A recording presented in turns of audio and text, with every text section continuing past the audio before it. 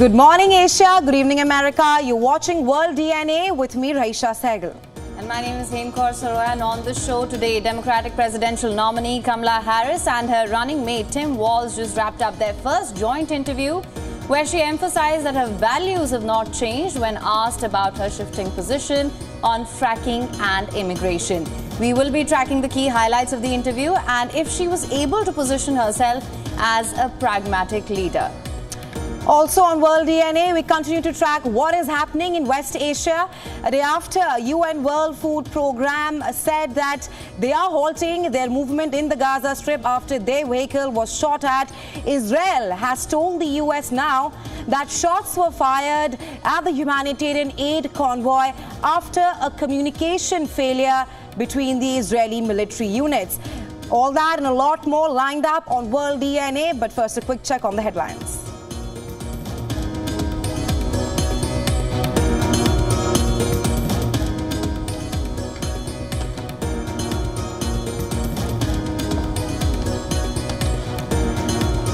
Kamala Harris' defense policy shift on issues such as immigration and fracking in first interview since becoming Democratic presidential nominee, says she might name a Republican to cabinet if elected.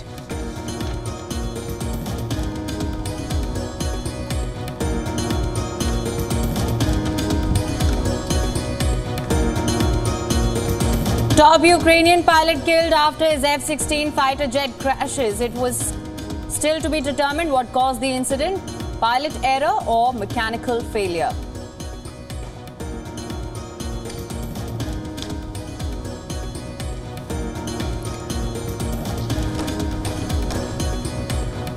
WHO officials say Israel has agreed to a series of three-day humanitarian pauses in Gaza to allow UN health officials to administer polio vaccinations.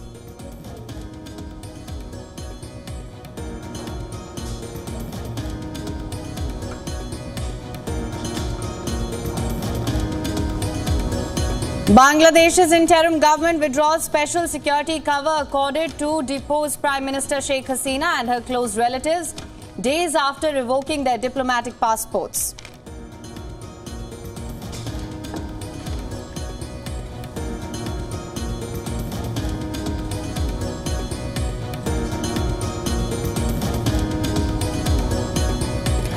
Philippine military chief says that the US has offered to escort Manila's resupply missions to outposts in the disputed South China Sea, following Beijing's intensifying efforts to block them.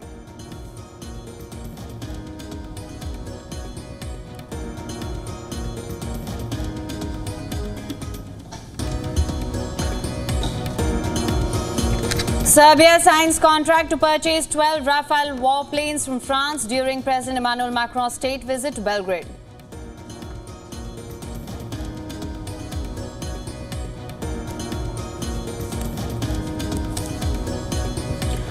Warren Buffett celebrates his 94th birthday. The investor gets a $1 trillion gift as Berkshire Hathaway becomes the first non-tech US firm to hit $1 trillion in market value.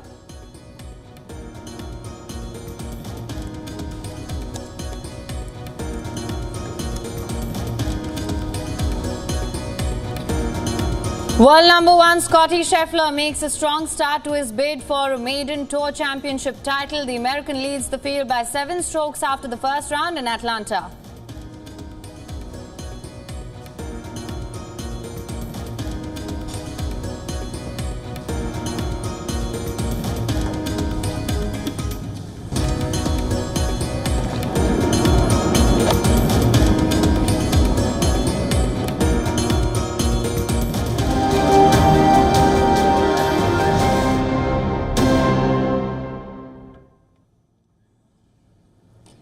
Democratic presidential nominee Kamala Harris has defended her policy shifts on key issues, insisting in the first interview of her US presidential campaign that her values have not changed.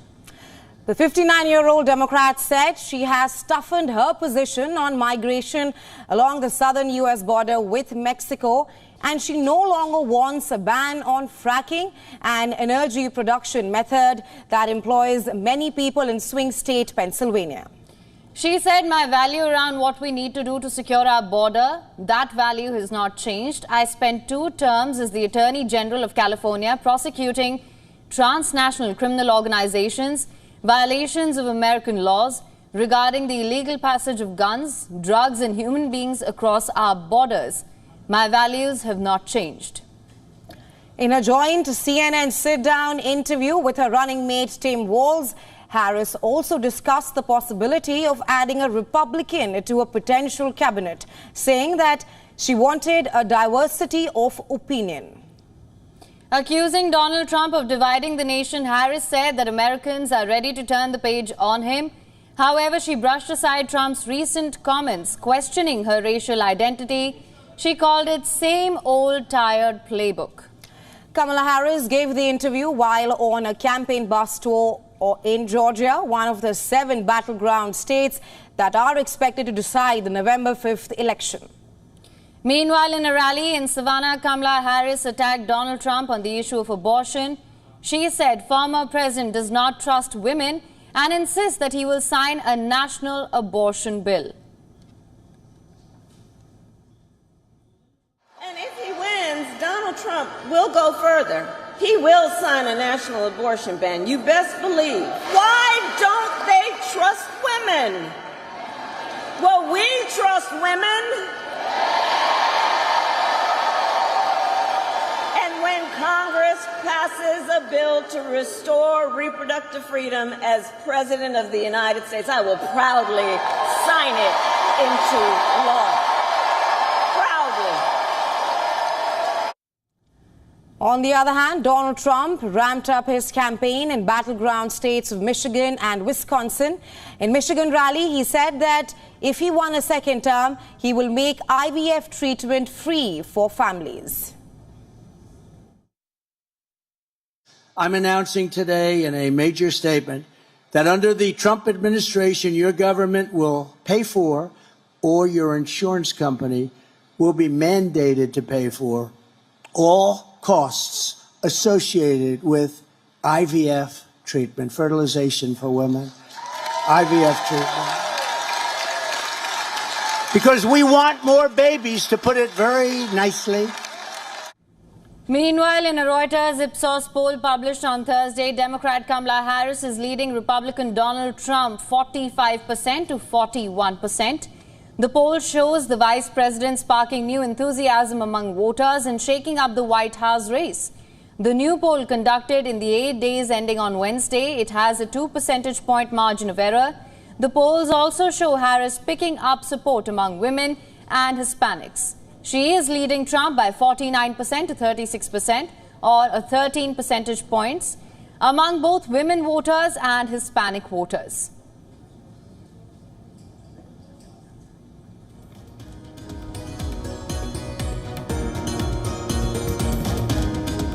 As the U.S. elections nears and several important primaries take place, Vice President Harris is leading former U.S. President Trump by a wide margin among women and Hispanic voters, and that is since Biden quit the presidential race. Now, of course, Harris has gained ground against Trump in national polls, and that too in critical swing states. More details in our next report. Take a look. Hello to everyone. A new Reuters Ipsos poll showed that Democratic presidential nominee Kamala Harris has widened her lead over her Republican rival Donald Trump. The poll, published on Thursday, showed Harris with 45% support among registered voters, while Trump had 41%. Trump's problem today is that he's behind and he's running out of time. Dr. Hank Scheinkoff, political consultant at Scheinkoff Communications, says women voters are helping to widen Harris's lead. Part of what's moving the women's vote certainly is reproductive rights issues across the country. The Supreme Court's ruling outlawing Roe versus Wade, the Dobbs decision, motivating voters to turn out to vote for someone who, frankly, supports what they think is most important. Reuters recently spoke to voters in Phoenix, Arizona, including Claudia Lohman, an immigrant who arrived in the U.S. at the age of 7. She said she is most concerned about reproductive rights. For me, it's Roe versus Wade. That is the thing that really upsets me the most. I've got nieces who are very, very young, and the fact that they are growing up with less rights than I did, is just tremendously terrible. And that is the one driving force that I've got in this election season for me. The new Reuters Ipsos poll showed Trump led among white voters and men, both by similar margins as in July. American men are paranoid and concerned about the changing economic system, about the jobs that they can't fill, that they don't know how to fill. Technology is a threat. And frankly, the fact that the United States, for the first time in its history, more than 50% of the people who live here cannot identify as Europeans going back in their family history. Since President Joe Biden ended his candidacy, Harris has gained ground against Trump. But in the 7 states where the 2020 election was closest, Wisconsin, Pennsylvania, Georgia, Arizona, North Carolina, Michigan, and Nevada, Trump had a 45 to 43% lead over Harris in the latest poll. And she's got to somehow convince middle-class Americans, whether they are black, white, or Latino, or Asian for that matter, that she has their best interests at heart long term. For more on this, we're now being joined by Johanna LeBlanc, who served as a legislative director at the United States Congress and was the liaison to the White House Department of State. Thank you so much for joining us on World DNA this morning. I want to start by asking you, what would you say were some of the key highlights of Harris's and Walz's interview? How do you assess their position on fracking and immigration? I think the interview that happened this evening here in the U.S. Was one that was highly anticipated by the American people, in particular the American voters and the international community. And I think it's an interview that was long overdue. So a lot of people just wanted to hear more about Vice President Harris's policy position. One, I believe that the interview highlighted her in a very positive light. I think that it shows that Vice President Harris is very relatable. And the reality is that here in the United States, and like many places around the world, if you are to win an election, the voters need to be able to connect with you. They need to be able to see you in a light such as they can grab a bottle of beer with you, they can have a glass of wine, or they can have some tea with you. And I think she demonstrated that whoever you are in America, and regardless of your socioeconomic status or your level of intellect, she can actually engage you and have a conversation. So that's good. Secondly, I think that she did a really good job at highlighting some of her policy proposals because many people in America were concerned about her position on various things. In particular, when you look at the wealth gap between the middle class and the rich, that gap is getting wider and wider. And one of Vice President Harris's proposal is that to provide a $25,000 tax deductible for first-time home buyers. And why is that important? It is important because here in America, one of the quickest ways to gain wealth is through property ownership. You purchase the property, it earns equity. You can take the equity out to purchase another property or do whatever you need to do, and you can build wealth that way. So I think that's good. And she also talked about providing child tax credit up to $6,000 for low-income families, which I think will help a lot because, as we know here in America, the cost of daycare is rising. But ultimately, I think Vice President Harris focused a lot on the middle class, wanting to bring that gap a little bit closer versus how it's headed, which is much wider. Right, Ms. LeBlanc, you do touch upon the policies that she spoke during the CNN interview. During a speech at DNC, Harris did touch upon what she wants to do as the president, from easing economic burden on Americans to unleashing a householding boom.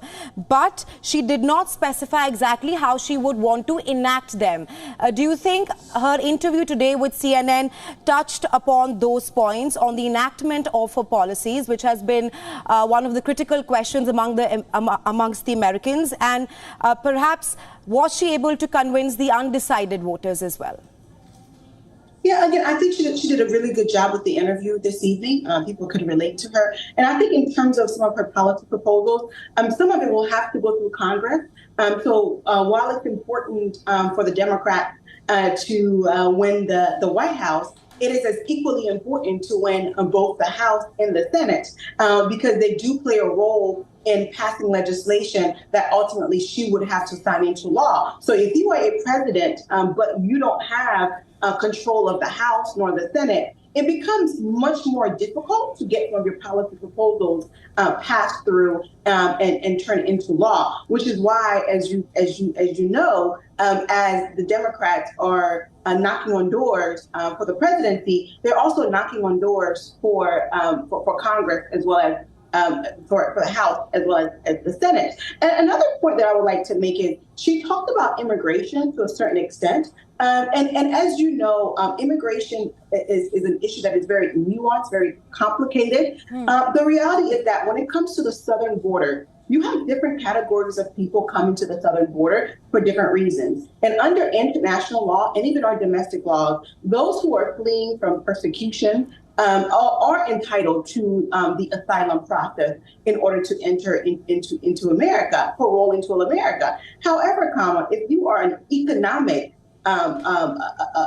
you are fleeing from economic challenges from your country, unfortunately, there aren't any laws that are on the books currently to protect you. And those folks, unfortunately, will have to be returned back to their homes of origin. So when she talked about law and order in America, that's what she was alluding to. Those who have the legal right to enter America under international law or domestic law will be allowed to enter. And those who do not meet the required qualification, they will be sent back to their home countries. All right, Ms. LeBlanc, just to expand on what my colleague Raisha just asked you as well, we've already seen the sharp rebukes from Trump to the interview. You said that they have positioned themselves as a relatable candidates, but do you think Harris and Walz have been successful in perhaps positioning themselves as strong and pragmatic leaders? I think Harris has, and certainly Walz, and I think it was a good pick by Vice President Harris to pick Walz, because there are people in this country, unfortunately, who will not vote for Harris because of various reasons. And one of those reasons is that she's an East Indian and Black woman. Unfortunately, America still has a race issue. So I think Walz will be able to attract middle America to come to the table and ultimately vote for a Harris and Walz ticket. So that was a great choice. Unlike the choice by Mr. Trump, I think his pick for vice president has been disastrous. I don't think that it was a good decision by the party to have selected Vance, but I think Vice President Harris and her team did a good job.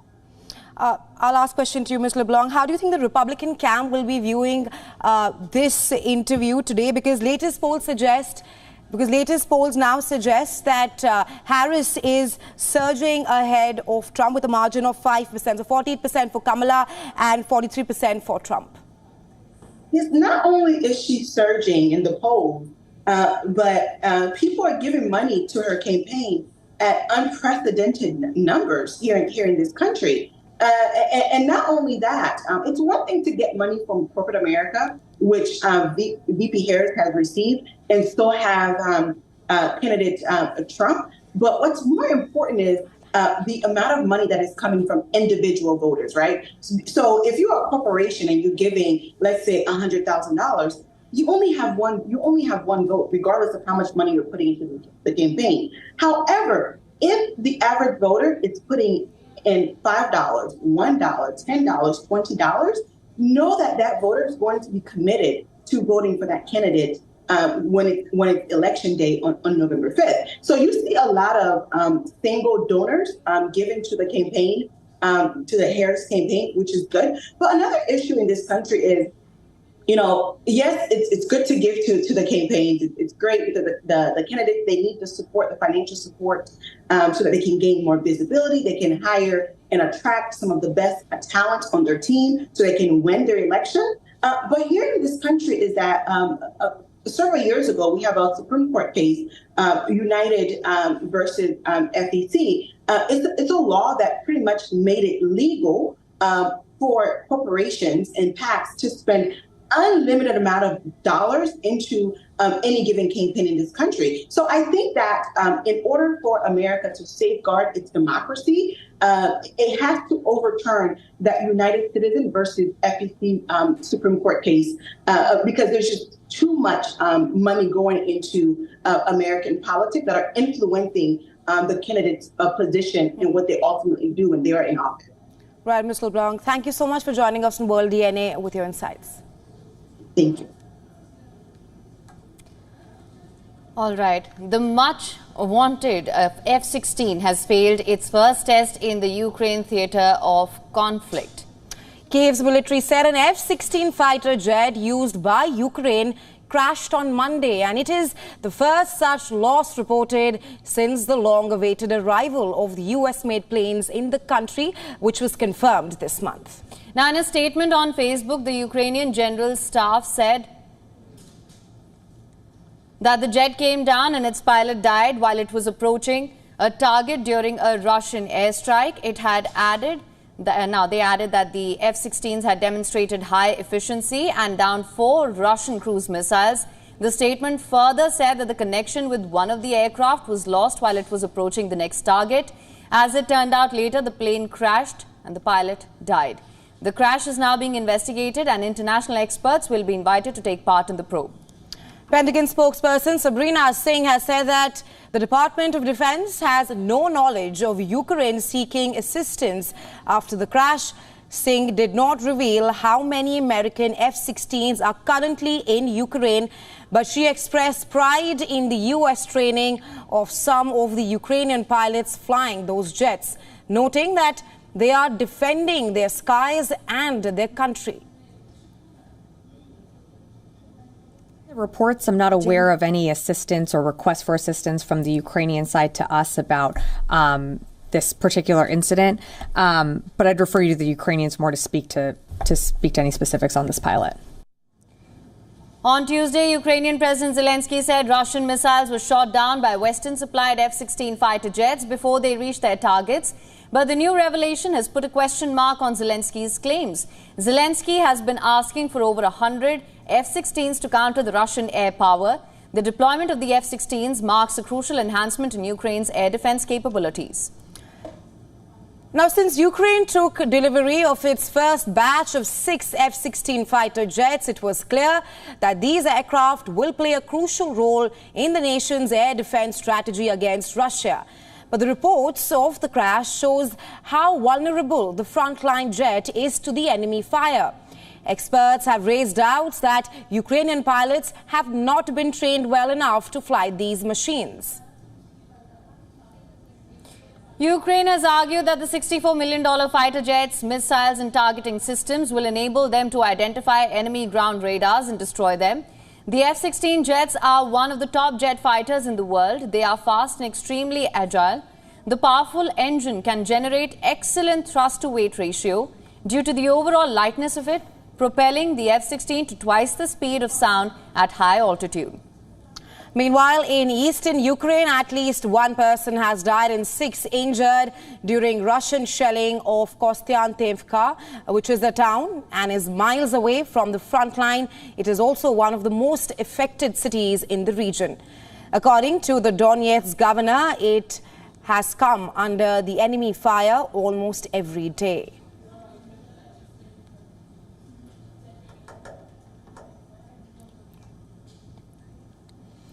Well, now shifting our focus to West Asia, Israel has claimed responsibility for gunfire on the vehicle of the UN World Food Programme.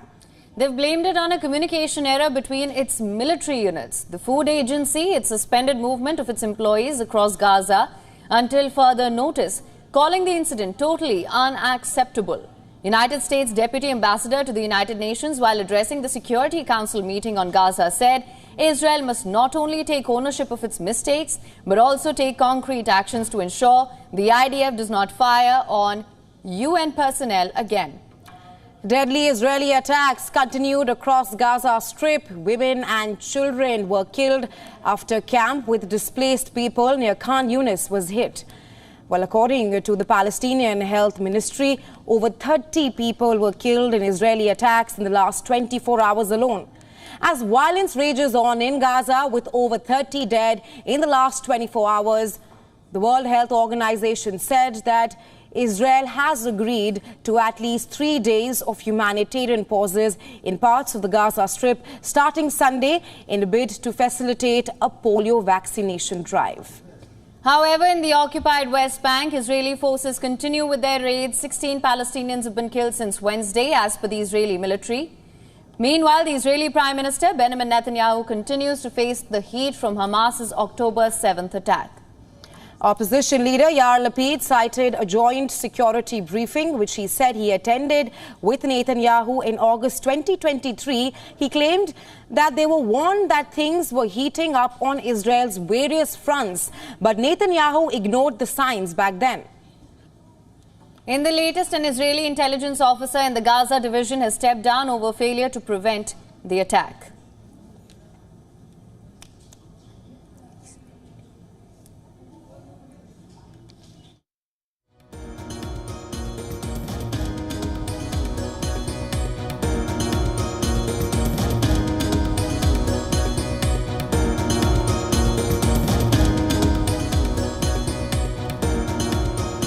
All right, with that, it's time now for a short break.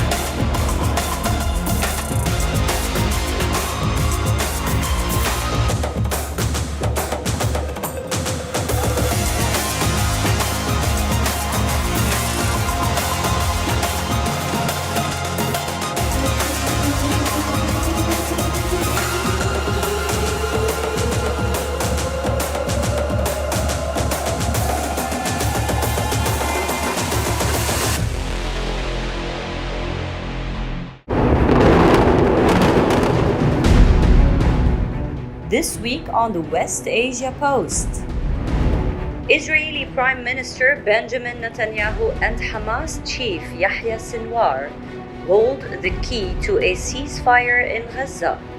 But what does a truce in Gaza mean for either of them? After Hezbollah and Israeli forces exchange deadly fire, what is happening in Lebanon? WION gets you the ground reality. Also on the show, Iran has opened its doors for nuclear talks with the US. Washington believes Tehran is postured to launch an attack on Israeli territory. Watch the West Asia Post with me, Radi Francis, only on WION World is One. From the bustling trading floors of Wall Street to the vibrant exchanges of Asian stock markets, WION breaks it down for you to make sense of what's happening, as we reveal the key factors behind events, strategic battles, and the game-changing business decisions that shape the world. We bring you all of this and more on World Business Watch. Know more, understand better, think ahead. Hello and a very warm welcome. You are watching Gravitas with me, Molly Gambhir.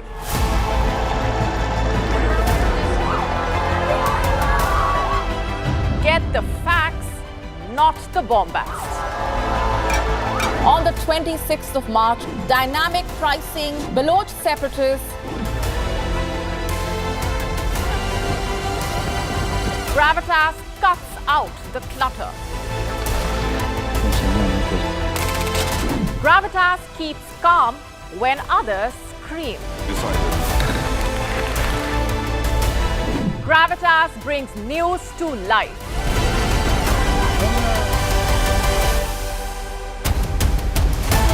Weekdays, 9 p.m. IST, 3:30 p.m. GMT. Gravitas. Seeing is believing.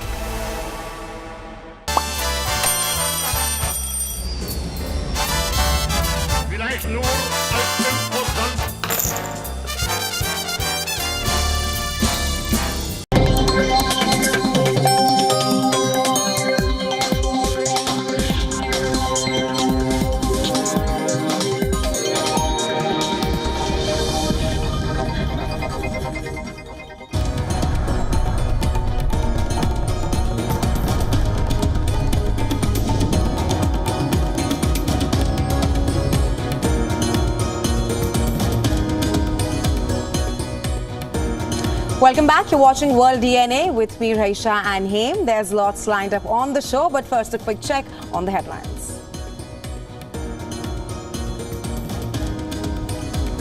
Kamala Harris defends policy shift on issues such as immigration and fracking in the first interview since becoming Democratic presidential nominee. Says Americans ready to turn the page on Donald Trump.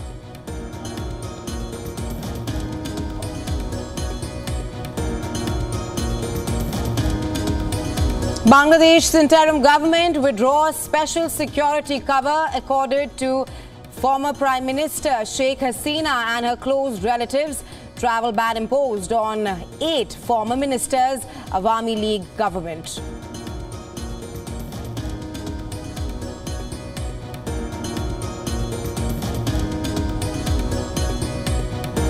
Top Ukrainian pilot killed after his F-16 fighter jet crashes. It was still to be determined what caused the incident, a pilot error or mechanical failure.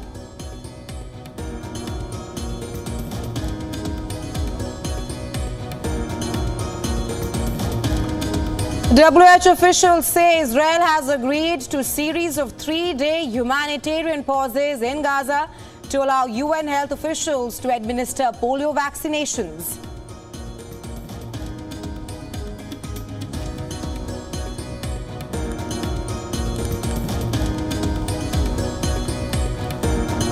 Philippines military chief says that the United States has offered to escort Manila's resupply missions to outposts in the disputed South China Sea, following Beijing's intensifying efforts to block them.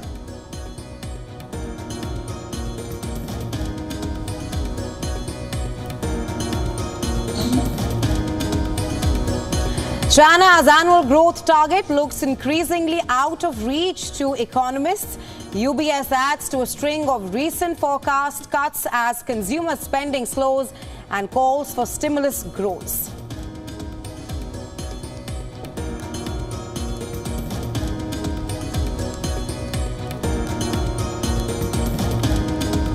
World number 1 Scotty Scheffler makes a strong start to his bid for a maiden tour championship title. The American leads the field by 7 strokes after the first round in Atlanta.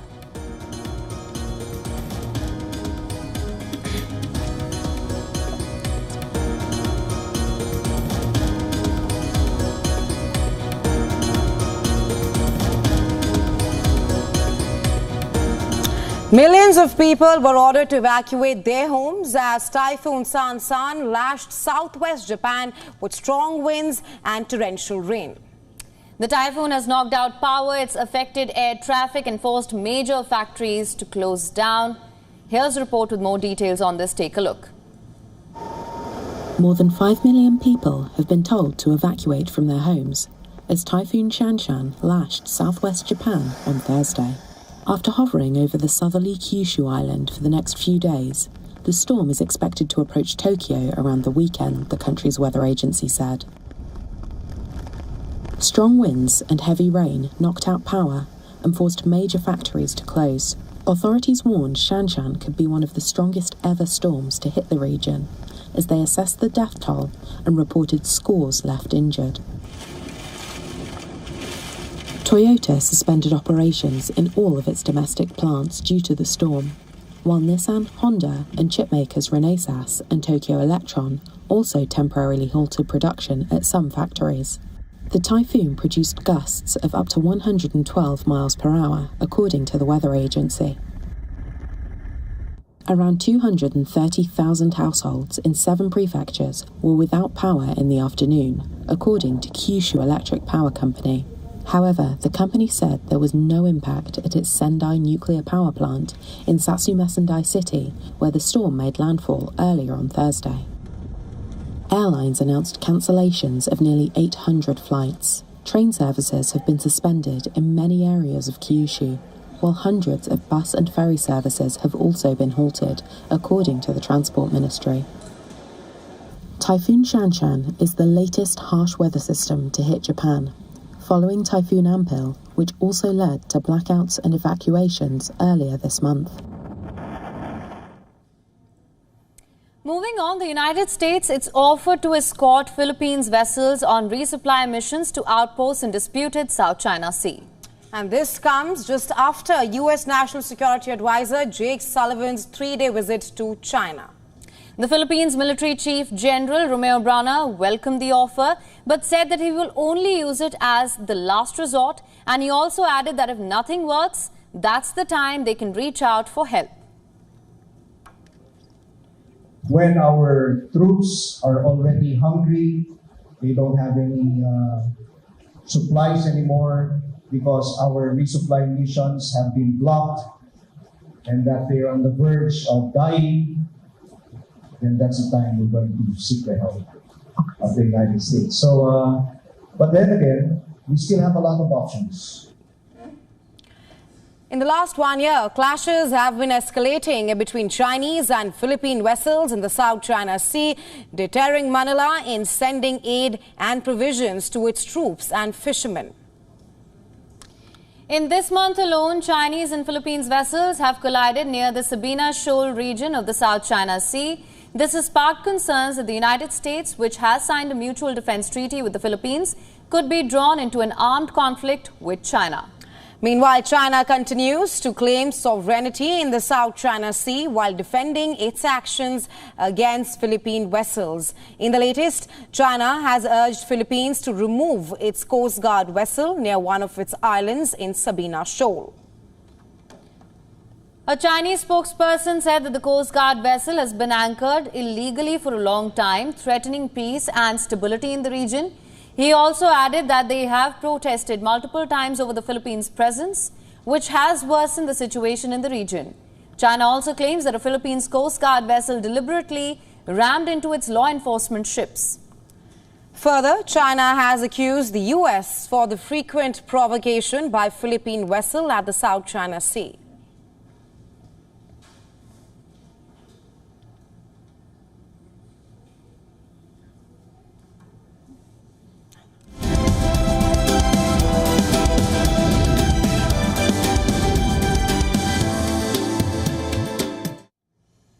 Well, now to the world of business. Unemployment is a ticking time bomb across many Asian countries, with its impacts becoming increasingly severe in nations like India, Bangladesh and China. Now, this crisis not only jeopardizes economic stability, but it also threatens the future well-being of millions of young people across the continent. In Bangladesh, the pursuit of stable government jobs, that's become a critical issue due to the underdeveloped private sector. This year's demonstrations, triggered by a court ruling reserving 30% of government jobs for the families of Liberation War veterans, it highlights the extreme frustration with job scarcity.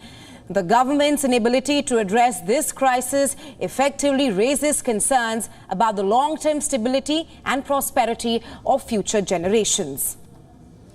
Similarly, in India, the employment crisis, it's magnified by rapidly expanding population and a private sector that's struggling to keep pace. Despite substantial economic growth, the job market fails to absorb the burgeoning number of graduates and young job seekers.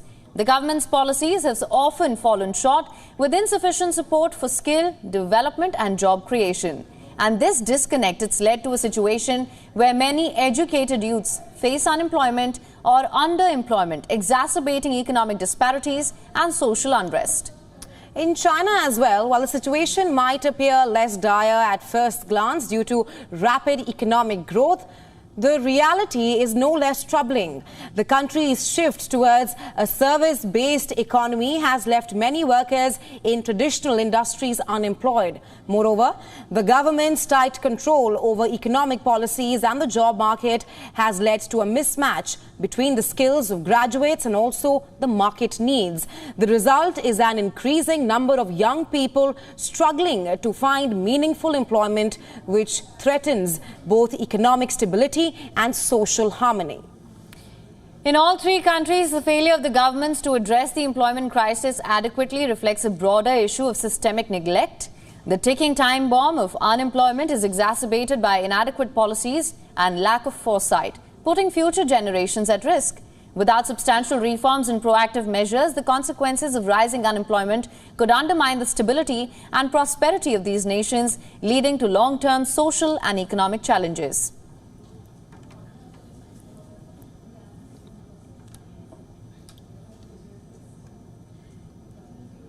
Now, policymakers around the world are increasingly looking to raise government revenue, and the one way to do it is to raise taxes. Right, as taxes emerge as the biggest financial risk, the ultra-rich are simply fleeing their countries in favor of tax havens. Our next report telling you more. As global economic pressure rises, the ultra-rich are increasingly seeking tax citizenship in countries with more relaxed tax rules. This trend reflects a growing desire to protect wealth and minimize tax obligations. Tax havens are regions offering minimal or no taxes on income, capital gains, and other financial assets, and have become prime destinations for these affluent individuals. Some of these jurisdictions do not require substantial physical or economic presence, making them attractive for those looking to shelter their wealth from higher tax countries. The current surge in interest can be attributed to increased global tax regulations and economic stability, driving the wealthy to secure their assets in more stable, low-tax environments.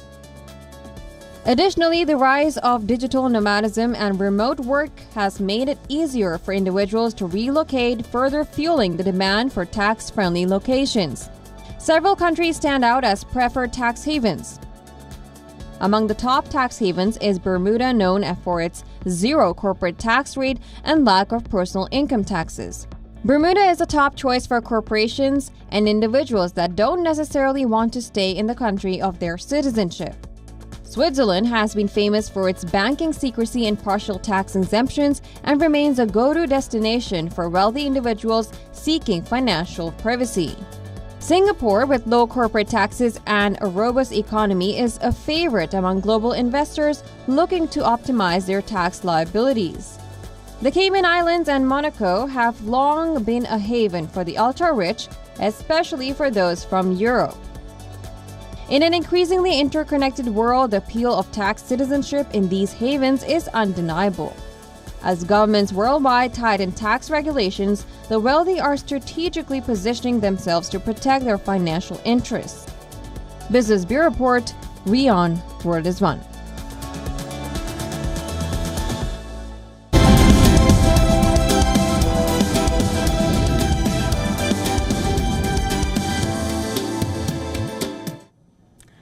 Let's now take a look at all the news from the world of technology.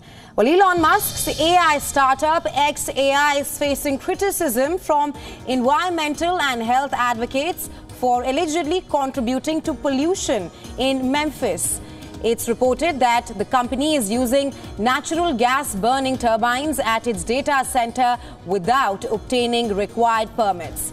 It's estimated that these 20 gas turbines have a combined capacity of about 100 megawatt. It's enough electricity to power around 50,000 homes. According to the report, the gas turbines emit large quantities of gases that exacerbate already poor air quality in Memphis. A few weeks ago, Musk said that a cluster of powerful NVIDIA chips started training xAI's Grok AI model, and he dubbed the data center as the most powerful AI training cluster in the world. According to a report, US government-funded research has led to over 1,000 patents granted to China-based inventors since 2010. These cover critical areas like biotechnology and semiconductors, were supported by agencies such as the Department of Defense, NASA, and the Department of Health and Human Services. As per US law, NASA faces prohibitions from cooperating with China or Chinese companies. Data from the US Patent Office has revealed that 1,020 patents with at least one China residing inventor received partial US funding between 2010 and early 2024. The Pentagon and the Department of Health and Human Services were among the major contributors. Well, this might amplify calls to cancel or renegotiate the landmark US-China Science and Technology Agreement, which is the cooperation deal that critics say is disproportionate and it only benefits China. Now, Meta reportedly is working on a mixed reality device that resembles a bulky pair of glasses. Internally codenamed Puffin, the new project is focused on designing an alternative to the heavy headsets offered by Meta, which have a limited consumer appeal. Reports suggest, unlike Quest headsets, the new Puffin device may not include handheld controllers. Instead, users might be able to operate it with hand gestures and eye movements. A mixed reality headset merges augmented and virtual reality, allowing real-world and digital objects to interact. The Puffin project is in the early stages. It is expected to be released in 2027. Meta's Reality Labs division, which is in charge of developing and marketing the Quest line of VR headsets, has incurred heavy financial losses. Despite this, Meta CEO Mark Zuckerberg remains optimistic about the future prospects of augmented and virtual reality technologies.